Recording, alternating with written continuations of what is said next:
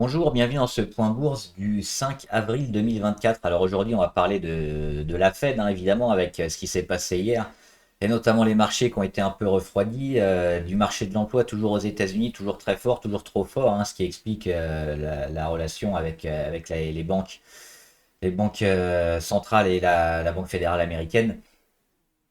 Faire un petit point sur les matières premières et puis les actions aussi, et les actions que vous avez choisies, et puis celles du portefeuille, hein, qui sont toujours intéressantes, et puis les grosses variations sur le CAC 40. Avant de commencer, comme d'habitude, je rappelle que les informations et analyses données sur cette chaîne sont données à titre indicatif et ne peuvent pas être considérées comme un conseil en investissement. L'investissement en bourse est risqué et vous êtes responsable de tous les investissements que vous faites. Le petit graphique, qu'est-ce que c'est? C'est les chiffres sur les créations d'emplois non agricoles aux États-Unis en mensuel. Qu'est-ce qu'on voit? Alors, c'est surtout par rapport à ce qui était attendu, hein, mais on a quand même une augmentation. On les avait autour de 272 ou 275 le mois dernier, 1000 créations d'emplois. On en a eu, alors ce sera peut-être encore un chiffre révisé, mais on en a eu 300 000 sur le chiffre qui est tombé aujourd'hui, hein, à 14h30.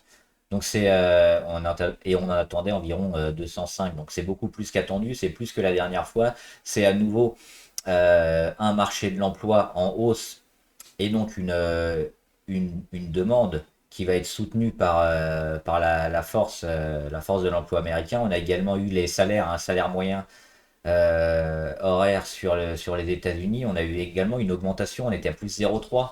Donc encore une augmentation des salaires, ce qui va soutenir la demande et donc et l'offre. Et on va pas avoir de baisse très rapide de l'inflation. Donc le but des banques centrales, c'était aussi de surveiller ça, les salaires, le marché de l'emploi, pour avoir une diminution, hein, de la demande et donc de l'inflation pour pouvoir enfin commencer à baisser les taux.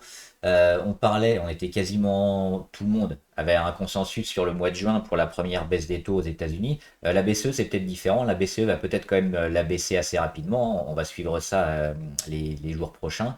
Mais sur la Fed, la Banque centrale américaine, ces chiffres-là qui confirment, hein, parce que ça fait déjà plusieurs salles de chiffres qui confirment la force, la trop grande force du marché américain, bah, ça va peut-être mettre un froid. Et on a eu un commentaire, alors c'était pas Jérôme Powell, je crois que c'était un autre membre de la Fed, notamment hier, ce qui explique la chute des marchés, hein, qu'on a eu hier. On va le regarder. On va regarder le Dow par exemple. Pop, indice. Regarder sur le Dow Jones, mais sur le Nasdaq c'était pareil, hein, avec cette grosse baisse. Là c'est le chandelier d'hier. Aujourd'hui on a un léger rebond, hein. Le Dow et le Nasdaq rebondissent un petit peu. On est positif, mais on va se mettre en minutes. Hein, j'ai pas les chiffres. Je vais aller sur le Nasdaq. Hop, pour aller, on va le mettre en minutes. Et donc les chiffres d'hier, c'est ça, hein. On a ouvert ici, on était plutôt bien. Et puis alors je crois que c'était vers 20h à 1 heure près, c'est 19h20 ou 21, hein, heure de Paris.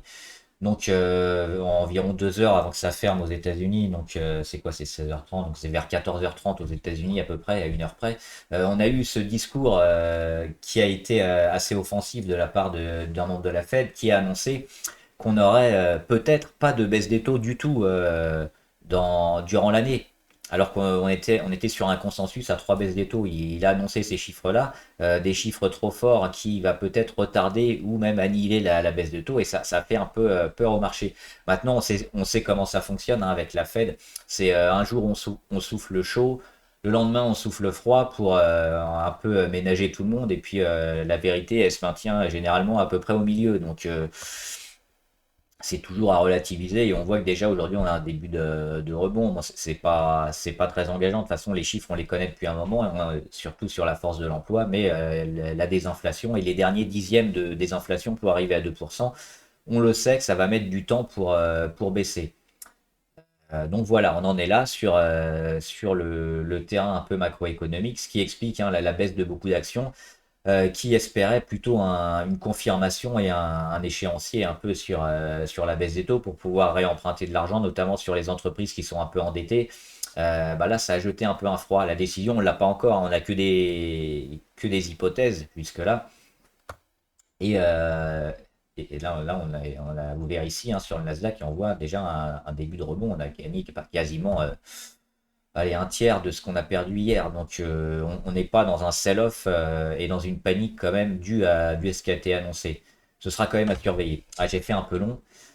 On va revenir en journalier. On va commencer par les indices du coup. Donc le Dow il était à 0,4 ou 0,5 tout à l'heure en léger rebond hein, par rapport à hier. Donc il se maintient autour des 38 009 environ par là. Trop tôt encore pour y voir quelque chose. On va voir s'il y a une série de jours où on va véritablement vers le bas ou si on commence à construire. On a peut-être un peu signifié la fin de la hausse, mais il y aura certainement encore de la construction. Et puis on n'est pas à l'abri hein, sur un marché haussier comme ça, avec quand même des chiffres qui sont plutôt favorables un peu partout, de continuer à aller plutôt bien sur le Nasdaq. C'est pareil, hein, on a un peu vendu, mais on était parti haut. Et puis finalement, on se retrouve dans les mêmes niveaux. Il ne se passe rien depuis le début mars environ. Donc ça fait mars-avril. Non, mars, mais qu'en avril. Donc ça fait que un peu plus d'un mois. Mais si on reprend même ici, ça fait presque 2 mois hein, où il se passe, alors très légère hausse, mais il ne se passe pas grand-chose sur les marchés. Ça, c'était pour les États-Unis. Pour la France, le CAC qui perd aujourd'hui moins 1,11. Et on l'a dit, hein, c'était cette zone-là qu'on surveillait, les 8100 avec la moyenne à 20 qui était un peu au-dessus. On l'a cassé, on l'a enfoncé. On le pressentait hein, depuis ici, depuis environ le 19 mars, avec la possibilité d'une début de consolidation plus ou moins forte. Pour l'instant, c'est pas catastrophique, hein, c'est vraiment assez. Faut pas, c'est trop peu pour paniquer. On est à 1% euh, par rapport à l'annonce qui a été faite hier où tout le monde a un peu paniqué. On n'est pas dans l'ordre du 3% qui va se maintenir pendant 2 3 jours, hein. C'est vraiment des micro-mouvements pour le moment qui sont ajustés par les fonds hein, qui font leurs calculs avec les éventuels reports. Donc au-dessus des 7976, le cap pour moi est toujours haussier. Par contre, le jour où on viendra casser ici, on pourra peut-être s'attendre à un début de consolidation un peu plus long et un peu plus lent et qui va durer dans le temps. Là, on marque peut-être un point bas sur lequel on reviendra qui, s'il est cassé à la baisse, pourra nous signaler enfin une conso. Mais entre ces deux zones-là, probablement de la construction, même si on a affaibli la tendance hein, sous la moyenne à 20 et sous la zone à 8100, il faut être plutôt prudent. Voilà, ça c'est fait. Et je voulais voir les matières premières, oui, parce que alors le Brent, déjà le Brent qui continue, évidemment, hein, on l'a vu avec les chiffres américains, très forts, forcément, forcément ça continue, ça soutient la demande. Donc le pétrole, hein, ils vont pas se priver, hein, sur tous les prix, ils sont plutôt, la production est pas énormément soutenu. Ils ont un peu coupé dans la production également pour à minima maintenir le prix, mais avec la demande qui est là, bah, ça l'augmente un peu, hein, et on se rapproche de cette zone-là, hein. J'ai remis mes graphes à jour. Donc les 94, hein, pour moi, c'est la zone clé sur laquelle on aura quand même beaucoup de mal hein, à dépasser si on y revient. Là, on est relativement proche, hein, 91. Mais je pense qu'on est probablement dans ces mêmes perspectives-là qu'au mois de septembre 2023, donc à la rentrée on aura certainement, alors c'est mon scénario, je peux me tromper, hein, mais peut-être quelque chose comme ça, avec un travail ici et puis un début de construction un peu vers le bas. C'est une zone qui me semble compliquée à aller dépasser et à aller défoncer sur la durée, même avec les chiffres qu'on a. Mais pour le moment, toujours aussi, et donc qui est toujours favorable sur les valeurs pétrole et parapétrolières, qui elles, même si on a un début de retracement, pourrait quand même capitaliser là-dessus sur le prix toujours haut. Et même si on a un début de retracement sur les 88, les 84, c'est un prix tellement haut que les pétrolières devraient toujours pouvoir avoir des marges assez énormes et continuer vers le haut. Et puis je voulais voir aussi l'or, nouveau plus haut historique sur l'or, hein, on est à 2325. Je crois que c'est le spot, c'est l'once ou pas? Je vais pas dire une bêtise, mais il me semble que c'est l'once d'or. Je vérifierai en commentaire avant.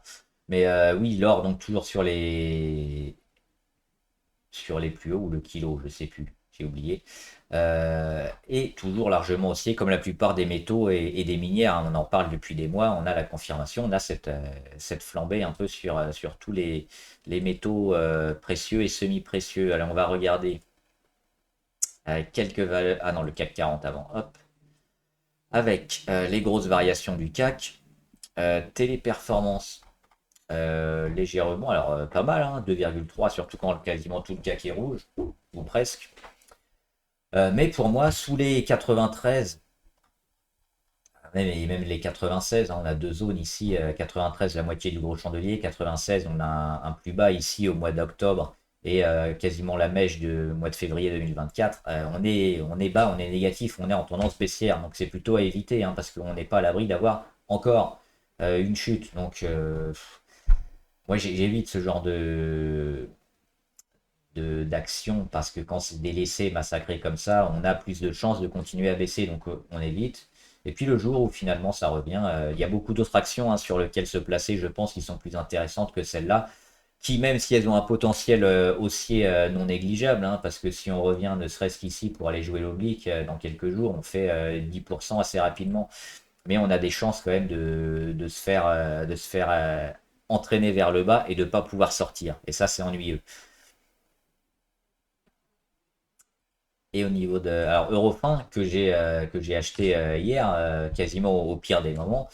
Mais c'est pas une journée qui va me faire aller dans le sens inverse, je pense, parce que le signal qu'elle a donné ces derniers jours, même si là on est en train de réintégrer un peu, le signal qui est donné, il reste positif et ça change pas grand-chose. Alors, on a redonné beaucoup, on revient sur le support, mais un support qu'on va certainement rejouer la semaine prochaine, qu'on va essayer de redépasser à la hausse. On le voit au niveau des moyennes, hein, on baissait énormément. On a ici une phase de retournement qui est en train de se mettre en place. C'est ce genre de signaux, hein, qu'on recherche un peu pour le moyen long terme et qu'on voit se mettre en place sur la plupart des valeurs avec un retournement des moyennes et après aller rechercher les résistances une à une et les casser. Donc là, c'est ce qu'elle a fait. Et le prochain coup, bah, ce sera d'aller au-dessus des 62 et de taper le gap, ici le gap baissier, sur les 64,87. Donc pour moi, je suis toujours positif sur Eurofin, éventuellement recharger après dans quelques jours sur un repli, mais à ce stade, je reste persuadé qu'il y a encore un gros potentiel, malgré les annonces donc, de la Fed et le refinancement qui peut être un peu compliqué. Eurofin, elle a quand même plutôt des fondamentaux intéressants, donc je pense qu'elle devrait s'en sortir. Allez, on va regarder les actions du portefeuille.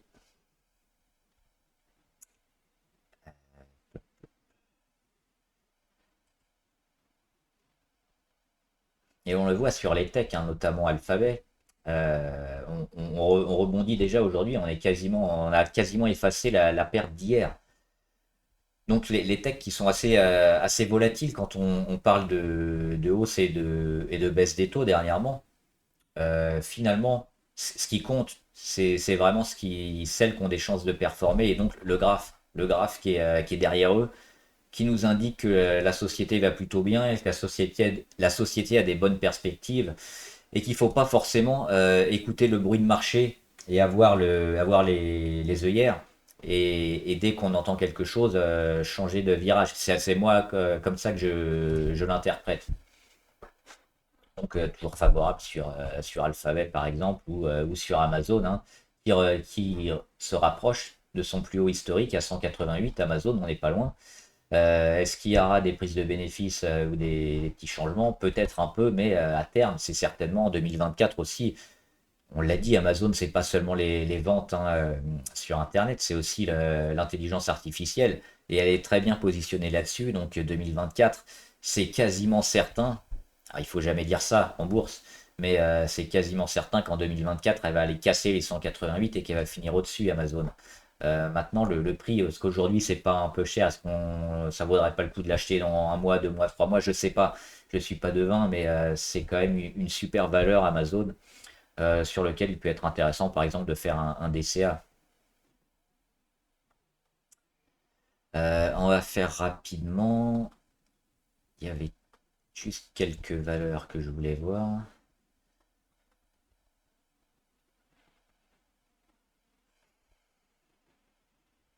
Fermental qui avait annoncé ses résultats qui ont été relativement mauvais, mais qui étaient plutôt attendus par le marché. Donc il y avait quand même eu une baisse qui peut paraître énorme, hein. C'était 15%, je crois, qu'on a perdu hier. Mais on l'avait dit, c'est une action très spéculative, donc c'est une petite ligne. Donc on n'est pas forcément très impacté par du 15%, hein. Le but, c'est vraiment de faire des gros chiffres sur cette valeur-là. Sinon, ça impacte pas le portefeuille. Donc on est toujours peut-être dans cette tendance pour jouer la deuxième vague. C'est pas encore perdu. Par contre, si on revient sur les 0,55 par exemple, ou un peu au-dessus, un peu en dessous, il faudra peut-être oublier.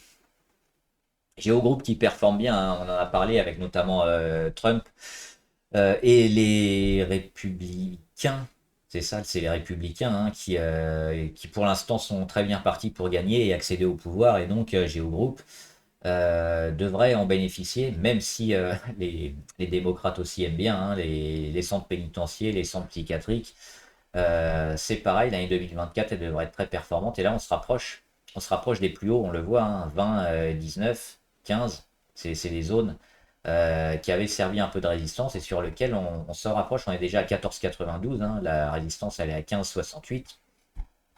Et je pense qu'on ira aussi la chercher, la dépasser avant les élections qui sont en novembre aux États-Unis. GTT, toujours une belle journée, hein, super favorable sur GTT, position de leader sur le transport maritime de gaz notamment. On va parler de quelques nouvelles actions, notamment Hoffman. Hoffman, c'est du ciment.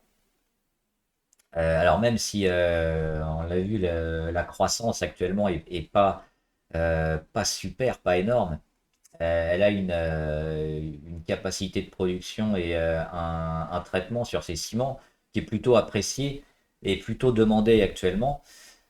Et elle a passé, on le voit, quasiment 2-3 ans catastrophiques. On a eu cette période un peu d'atterrissage et on a notre période ici de retournement long terme. On est allé chercher les résistances, donc c'est ça qu'on recherche, hein. Les derniers plus hauts, est-ce qu'on arrive à les atteindre et à les dépasser? Et bien là, on a la réponse. On l'a eu le 26 mars, 26-27 mars. On tape, on dépasse, et derrière on confirme, on va même chercher l'autre. Donc là, c'est pareil. C'est peut-être un peu cher maintenant, mais pour du moyen long terme, c'est bon. Maintenant, pour du court terme, on va peut-être attendre le pullback, parce que là, elle est partie très fort. Il y aura certainement un moment où on aura un reflux, peut-être ici, peut-être ici. Et là, je serai acheteur, je pense, d'Hoffman. Parce qu'on va jouer le moyen terme, mais peut-être pas sur ces prix-là, qui me semblent peut-être un peu élevés vu la hype, hein. On est à 85 niveau RSI. Donc peut-être attendre juste le pullback s'il a lieu. Alors des fois il n'y a pas de pullback, hein, donc, mais ça fait partie du jeu. Ça évite de se faire embarquer quand même un peu haut. Et puis le jour où la tendance a un peu de mal ou met du temps, bah, on est content de ne pas être rentré assez haut. Après, c'est chacun sa propre stratégie. Donc moi, j'attendrais plutôt un reflux. Mais c'est une valeur à suivre, Hoffman, hein, Hoffman Green, je crois. Comment il l'appelle? Elle est sur Paris, hein. Hoffman Green, voilà. Donc ALHGR. C'est une bonne valeur, je pense, à surveiller et à acheter probablement. On le voit, hein, les volumes sont super intéressants. On va faire une autre américaine, Microsoft, c'est pareil. Quasiment plus haut historique hein, sur Microsoft à quelques dollars près. Donc, pas véritablement de panique hein, sur les techs. Les techs, on l'a dit depuis la fin de l'année dernière, probablement une super année 2024 pour la plupart des techs et des leaders de secteur, dont Microsoft, Alphabet, Amazon, etc. C'est des lourds. Les minières, j'en parle pas, j'en parle tout le temps, mais évidemment, hein, Newmont qui est en train de bien performer. On n'a pas vu Orubis, mais c'est pareil, hein, ça marche bien, même si c'est légèrement négatif aujourd'hui, on va certainement cartonner aussi. Donc oui, là on n'est pas loin d'aller casser quelque chose sur Newmont, aidé par les prix des métaux. Et je voulais voir aussi Seb. Alors Seb, il y a eu une petite polémique avec notamment les PFAS, hein, les polluants éternels qui étaient sur les ustensiles de cuisine, notamment sur les poêles Tefal, qui sont autorisés. Et il y a un peu une confusion, enfin un débat sur le fait que est-ce que ces polluants sont nocifs ou pas. parce que ils ont eu au départ des autorisations et puis des garanties comme quoi les polluants qui étaient sur les poêles ne passaient pas dans l'alimentation. Maintenant, avec le principe de précaution, il y a eu un peu peut-être des demandes qui avaient été faites. Et puis, ce qui s'est passé ces derniers jours, il y a eu des interdictions sur beaucoup d'entreprises. On a vu Arkema notamment qui utilise pas mal de ces substances et qui risque d'être impacté. Mais pour le coup, Seb, la loi ne va pas les empêcher d'utiliser ces substances sur les poils, a priori. Alors je parle avec des guillemets, hein, ce serait pas, ce serait beaucoup moins toxique et nocif que les autres et il y aurait très peu d'impact sur la santé. Encore, je sais pas, hein, je suis pas chercheur, je suis pas médecin. Mais c'est ce qui ressort, c'est pourquoi ils ont été utilisés sur les poils Tefal. Alors peut-être qu'on va découvrir plus tard que c'est nocif et ce sera interdit, mais pour l'instant c'est pas le cas. C'est pour ça qu'on a eu sur SEM une petite baisse un peu et un début de rebond hein, hier, parce que a priori, on va avoir un statu quo sur les PFAS, notamment dans l'utilisation des poils. Et donc Seb, hein, qui est propriétaire de Tefal notamment, devrait pouvoir continuer ses ventes et ne pas être impacté à ce niveau-là. Sur Seb, moi je suis toujours très, très favorable hein, sur le moyen terme. J'espère un été ou un automne proche des résistances à 136.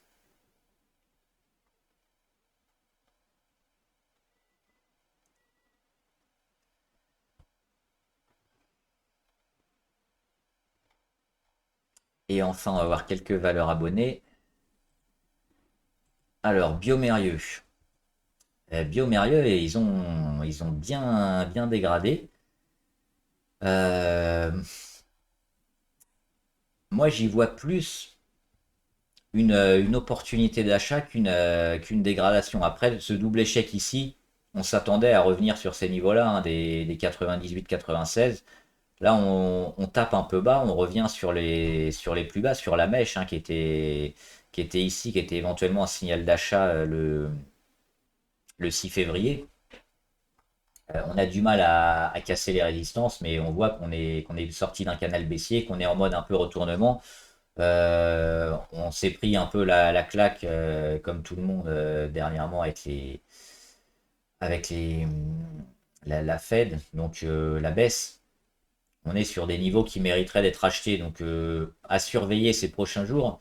Moi, j'y verrais plus un rebond ces prochains jours, un travail comme ça, et puis réattaquer, et puis aller à nouveau vers le haut. Donc, a priori, je suis plutôt favorable. Maintenant, si on attaque un peu trop bas, hop, comme ça, si on attaque un peu trop bas et qu'on n'arrive pas à repasser les 94,2 environ, il faudra peut-être se poser des questions.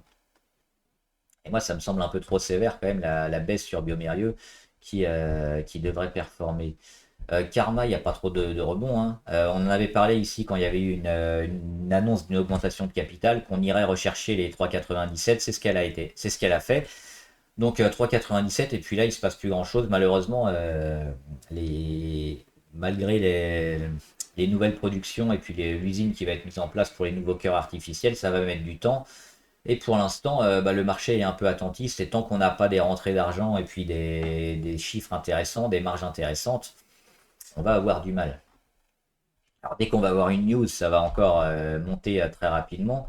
Mais pour l'instant, le fait qu'on ait déjà eu besoin d'une augmentation de capital, c'est pas rassurant et ça me met plutôt à l'écart du titre parce que des fois, on en met une, on en met deux, on en met trois des augmentations de capital et on s'en sort pas et on est dilué. Donc il faut plutôt attendre dans ce genre de dossier. Coface. Alors sur Coface, je ne connais pas bien. Coface, ouais, c'est assurance crédit. Euh, c'est plutôt intéressant, on le voit en long et moyen terme. On a probablement un pullback à aller chercher autour des 13,6 en une fois, ou alors un peu plus en bas, je pense, pour peut-être retrouver cette zone-là. On le voit, cette zone bien travaillée autour de la moyenne à 200 ici. Elle pourrait être retravaillée quelques mois après, ici, et repartir. Ce serait, je pense, intéressant, parce que là, on est en phase de conso, on le voit bien au niveau de la MACD. Après, je connais pas trop cette entreprise et ce secteur, donc mais ouais, début de conso, même si on reste haussier, on n'est pas loin de stopper la hausse sur Coface, qui reste quand même super propre et à acheter, je pense, sur rebond. Danone. Alors moi, sur Danone, hein, depuis ce chandelier-là du 22 février, je suis très négatif et je suis vendeur sur Danone. Derrière, bah, ça m'a donné raison parce qu'on a cassé le support, on est revenu sur la résistance et puis on va de plus en plus bas. Ça, c'est pour le court terme. Après, à moyen long terme, la valeur est plutôt correcte. Et on revient là, proche de la moyenne à 200. Ce qui va nous intéresser, c'est peut-être cette oblique-là. Donc le jour où on va la casser, peut-être ici hein, sur le croisement de l'oblique fixe et oblique. Je suis fatigué, je ne sais plus comment on dit. Autour du 19 avril peut-être. Oui, une relance sur Danone. Donc à court terme, depuis fin février, on est baissier. Pour une conso, et elle est où ma flèche? Rendez-moi ma flèche. Elle est là. Hop. Donc comme ça. Et puis après, hop, un début de rebond et puis quelque chose comme ça, a priori, parce que la tendance est bonne. Alors, les analyses sont plutôt favorables sur Danone. Il y avait des papiers intéressants, notamment, qui mettaient en perspective, et c'était super intéressant, les valeurs comme ça, un peu traditionnelles de Danone, que ce soit sur l'alimentaire, comme Carrefour aussi, et les valeurs un peu de hype qu'on avait notamment en 2000 lors de la bulle Internet et qu'on a aujourd'hui lors d'éventuellement une bulle IA. Et c'était inversement proportionnel, c'est-à-dire qu'on avait une hausse de toutes les valeurs Internet et les valeurs traditionnelles un peu comme ça utilisées par les ménages Carrefour, Danone, etc. euh, étaient au plus bas lors de cette hausse.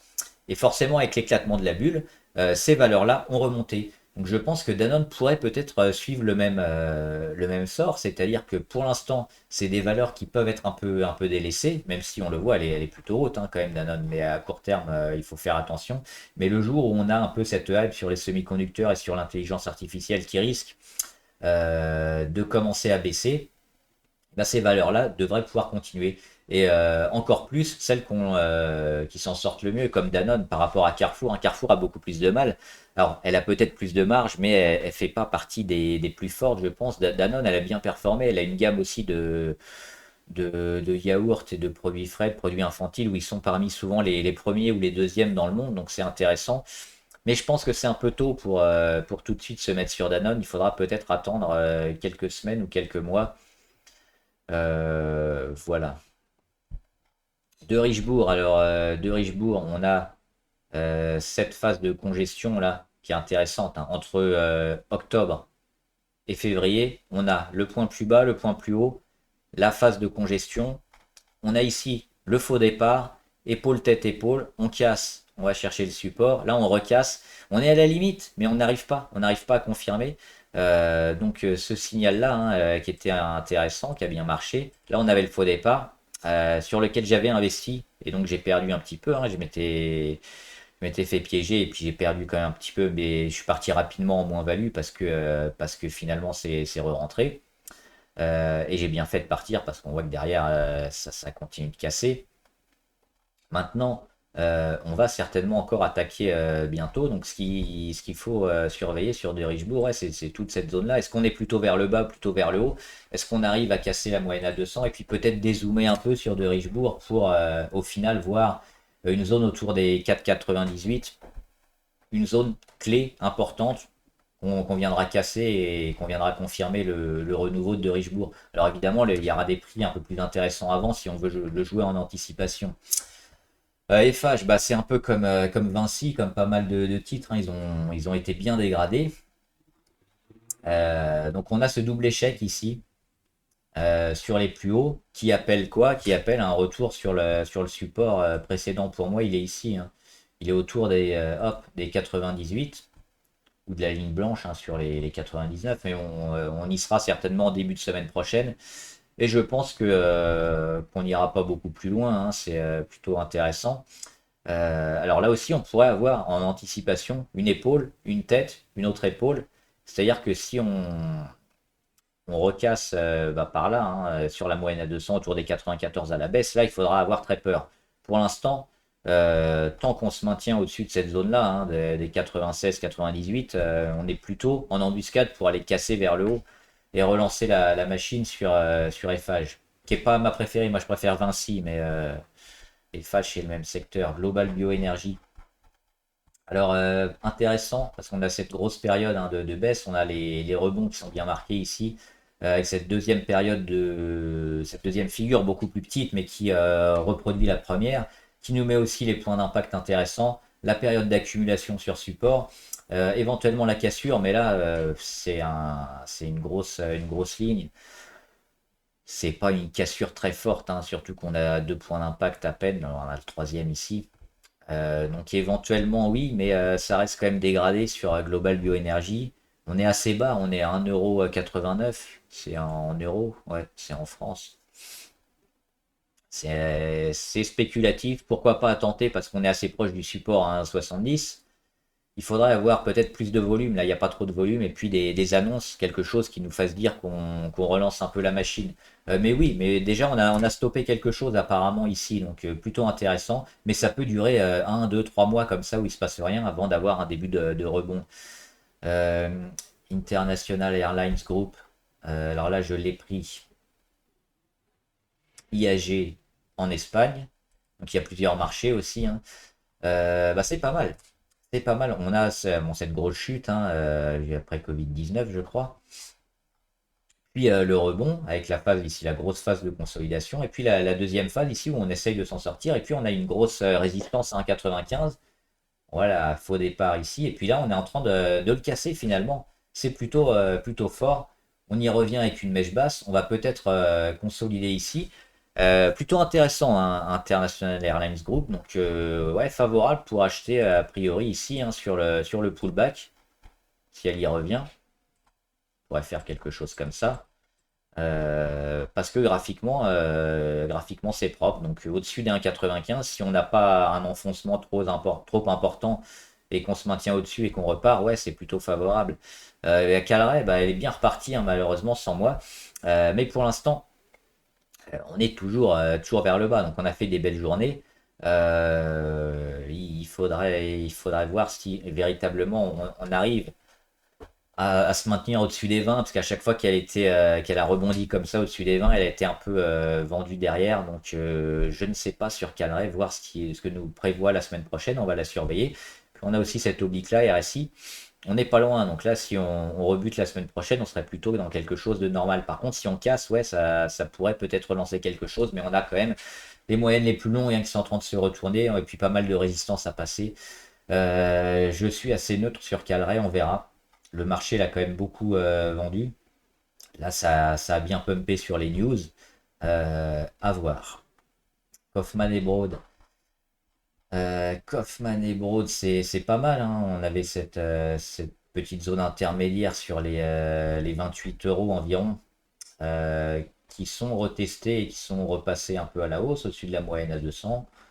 Le signal d'achat ici, hein, qui se maintient, et on le voit, on est un peu au-dessus, un peu en dessous, un peu au-dessus, un peu en dessous, mais finalement c'est cette oblique là, hein, qu'on tient, et là on est même encore en dessous, donc plutôt a priori sur un prix d'achat plutôt intéressant, parce que sous-valorisé sur la valeur, et le secteur c'est pareil. Ouais, c'est immobilier, c'est un secteur compliqué, mais qui a été tellement dégradé que forcément ça devenait intéressant il y a quelques mois maintenant. Un prix juste ou pas, je ne sais pas. C'est pas forcément le secteur que je jouerais moi.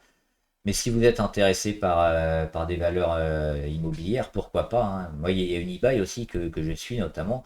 Mais oui, là, graphiquement, on a quand même des signaux plutôt forts, plutôt positifs pour continuer ça, hein, en gros, à peu près. Life.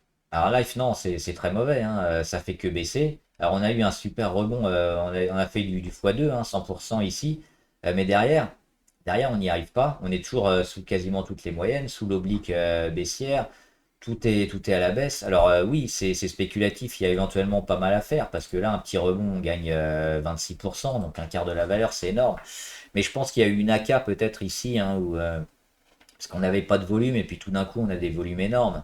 Donc il faut vérifier ça. Et puis si on a des AK et que le cours est déjà en baisse, on peut se retrouver comme plein de valeurs qui multiplient les AK pour survivre. Et on se retrouve à 1 € et puis des fois à 10 centimes. Et on s'en sort pas. Donc là éventuellement c'est à jouer en court terme pour jouer les rebonds spéculatifs. Mais certainement pas en investissement. Pierre et Vacances, on l'avait joué si vous vous rappelez autour des 1 €. Moi je l'avais acheté autour des 1 € et revendu autour des 1,80. J'avais fait plutôt une belle plus-value, une belle affaire, assez rapidement. Depuis, qu'est-ce qu'elle a fait? Alors, les chiffres sur la reprise étaient plutôt corrects, mais ça va prendre du temps. Il y a eu toute une restructuration sur Pierre et Vacances. On a plutôt réussi à sauver le groupe, mais au final, bah, pour l'instant, on rebondit pas trop. On a cette phase aussi de congestion un peu qui est en train de se mettre en place avec les plus hauts ici. Il faudra encore taper une troisième fois, peut-être vers les 1,40, 1,50, et puis casser fortement avec des volumes. Pour être positif, pour l'instant, c'est un peu moyen. On a éventuellement ouais, cette zone-là, autour des 1, qui a servi une fois, qui peut servir une deuxième fois. Là, on est un peu au-dessus, donc on va virer ça. Donc ce qu'on pourra avoir, c'est tout ce travail-là, qui peut être intéressant. Et donc la cassure vers le haut qui confirme un retournement Red 5 Limited. Alors c'est quoi ça? C'est... Ah oui, c'était l'action sur les métaux. Alors je l'ai trouvée en Australie, celle-là, je sais pas si elle a d'autres marchés. Bon, comme la plupart des miniers, c'est super favorable depuis des semaines, des mois. L'objectif probablement de retrouver les plus hauts sur Red 5. Euh, c'est plutôt intéressant aussi graphiquement ce qu'elle nous met là avec cette sorte de W. Alors un W qui va pas jusqu'en haut, mais des fois on a deux sortes de W, ceux qui font vraiment un W et puis d'autres avec un W un peu plus bas. Et ce qui nous intéresse, c'est la cassure de la ligne. Et là, elle a lieu. Donc on a cassé, on revient dessus. A priori, c'est super favorable pour la suite. Donc moi, comme toutes les minières, plutôt très très bon sur Red5. Stellantis, on l'a dit, conso en cours sur Stellantis. Une conso qui s'achètera une fois qu'elle sera terminée, mais là on va certainement aller vers le bas. Est-ce qu'il y aura un petit rebond ou pas, ou est-ce qu'on va y aller tout droit? Mais on est en mode consolidation, donc plutôt allégé, ou alors si vous êtes long terme, vous pouvez ne rien faire. Mais c'est certainement pas le moment de rentrer. Et enfin, Voltalia. Alors Voltalia, j'aime moins parce que le secteur, on l'a vu avec Neoen. Je ne l'ai pas montré sur le portefeuille aujourd'hui, mais Neoen, c'est une de mes plus grosses perfs aujourd'hui. Voltalia, elle a beaucoup de mal. On va juste voir Neoen. Neoen, ils prennent 2% aujourd'hui, et on le voit, ils reviennent, ils sont en mode retournement. Alors c'est plutôt une action long terme, Neoen, mais c'est une action sur l'énergie renouvelable qui marche bien. Et Voltalia, elle fait que descendre, elle est sur un support qu'elle a déjà enfoncé. Elle n'y arrive pas. Alors oui, il y a des volumes. Je ne sais pas s'il y a eu une AK ou pas, mais quand on voit ça, ça fait peur. C'est horrible. Alors des fois, on peut avoir des belles surprises, mais pour moi, c'est trop tôt. On doit attendre déjà le retour des bonnes nouvelles des investisseurs, des cassures à la hausse pour se dire, je vais me placer là-dessus, parce que là, on n'est pas à l'abri de se prendre un jour un -4, -5, -10, et puis de jamais pouvoir sortir. Donc non, Voltalia, certainement pas. Beaucoup trop spéculatif et beaucoup trop tôt, je pense. Même si, bien sûr, ça peut être le début d'un retournement. Je ne suis pas magicien, je ne sais pas ce qu'elle va faire. Mais moi, quand je vois ça, je n'investis pas. Voilà, j'espère que la vidéo vous a aidé. N'hésitez pas à vous abonner, à poser vos questions et à jouer aussi au jeu pour l'action du lundi dans la vidéo précédente. Vous mettez en commentaire quelle action vous pensez qu'elle puisse progresser très fortement sur une journée. Voilà, bon week-end, bon trade, à plus.